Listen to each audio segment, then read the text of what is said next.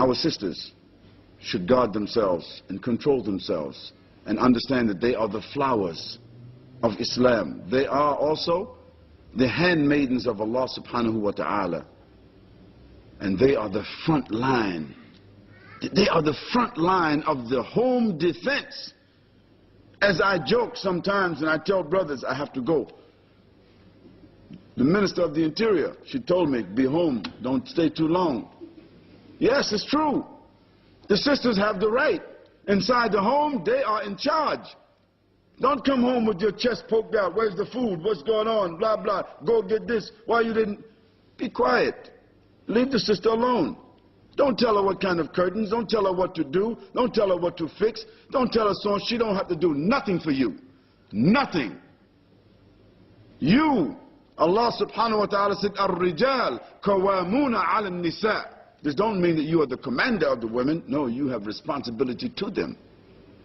She don't even have to work. She don't have to lift a cup. She don't have to do any work. She don't have to clean your clothes. She don't have to iron your clothes. She don't have to wash no dishes. She don't have to cook no food for you. She don't have to do anything. This is not her job. If you want somebody to do that, go hire a servant. But if she does that, this will be a blessing for her in front of Allah subhanahu wa ta'ala. When you marry her, this don't mean you have a slave, you got a servant. If she does it for you, this is a nafl for her. This is good for her.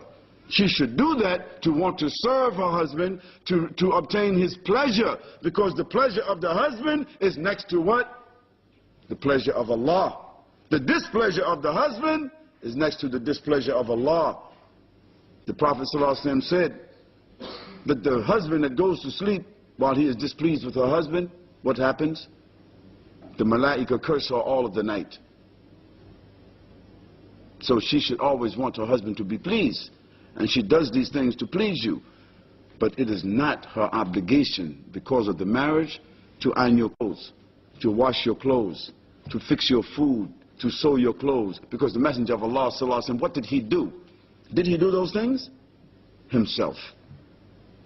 To relieve her, because he was grateful. So the man, when he comes to the house, he should be grateful if his wife, she fixed the food for him, she cleaned the house for him. She's taking care of the children. She's taking care of herself. She's taking care of the house. She's taking care of your honor, your reputation. She's a homeline defense. And this is not an easy job.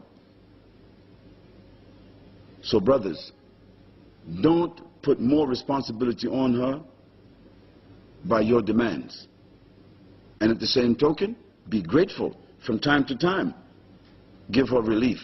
Buy her gifts. Say nice things to her. Compliment her. Show your gratitude towards her. Because she's also the mother of your children.